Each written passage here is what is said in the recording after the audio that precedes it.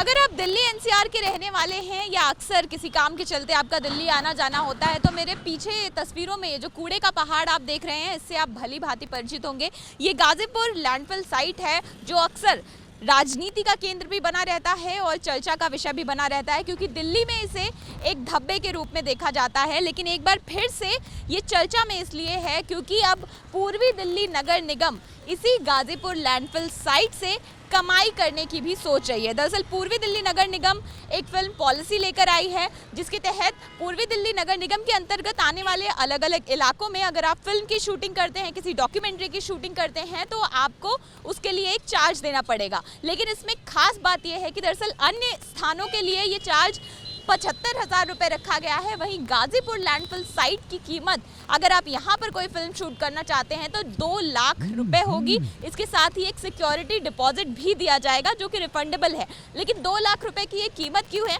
क्योंकि ऐसा खुद पूर्वी दिल्ली नगर निगम के मेयर का भी कहना है कि इस जगह पर काफ़ी शूटिंग की जाती है, इसकी डिमांड काफ़ी ज़्यादा है और ऐसे में 2 लाख रुपए अगर यहाँ पर कोई शूटिंग करता है तो उसको चुकाने होंगे। अब सवाल ये उठता है कि जिस लैंडफिल साइट को दिल्ली के लिए एक धब्बे के तौर पे देखा जाता है, खुद पूर्वी दिल्ली से जो बीजेपी के सांसद हैं गौतम गंभीर, उन्होंने ये कहा है कि उनके संसदीय क्षेत्र में ये लैंडफिल साइट आती है तो वो जल्द से जल्द इसकी ऊंचाई जो है जिसको लेकर लगातार विवाद रहा है, एक बार कुतुब मीनार तक इसकी ऊंचाई पहुंच जाएगी, ये तक आकलन लगा दिया गया था, तो उस ऊंचाई को कम करने की बात कर रहे हैं। तो वहीं दूसरी ओर पूर्वी दिल्ली नगर निगम जो है अब इसी लैंडफिल साइट से कमाई का जरिया भी ढूंढने की कोशिश कर रही है। अब ऐसे में एक बार फिर से राजनीति ये चल पड़ी है कि दरअसल इस लैंडफिल साइट को आम आदमी पार्टी का कहना है कि एक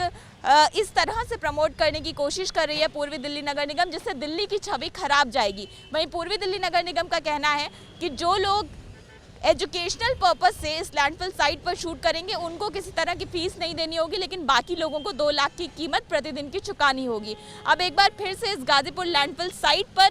तमाम तरह की चर्चा, तमाम तरह की राजनीति शुरू हो चुकी है। दिल्ली में एमसीडी के चुनाव भी होने हैं तो अब देखना होगा कि आखिर पूर्वी दिल्ली नगर निगम की ये नई फिल्म पॉलिसी आगे क्या रुख लेती है। देखिए, मुझे लगता है कि ये सिर्फ कूड़े का पहाड़ नहीं है, ये सारी दिल्ली के लिए शर्म का पहाड़ है। और कोई भी आदमी सड़क से दिल्ली में आता है, चाहे हरियाणा से आए चाहे उत्तर प्रदेश से आए, इन कूड़े के पहाड़ों को देख के वो दिल्ली के बारे में क्या छवि बनाता होगा आप सब समझ सकते हैं। और अब इन कूड़े के पहाड़ों के ऊपर फिल्में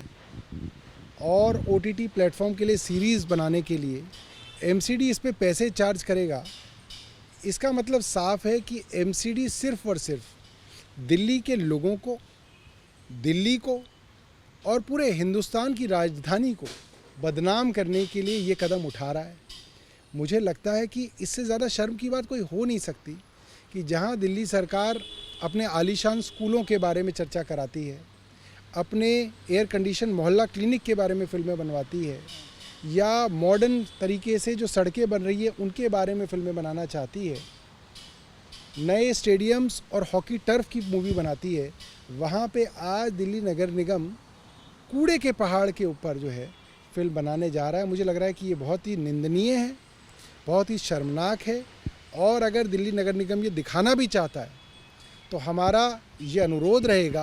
कि जब जब किसी फिल्म के अंदर कूड़े के पहाड़ को दिखाया जाए, दिल्ली की इस गंदगी को दिखाया जाए, तो ये ज़रूर लिखा जाए उसमें नीचे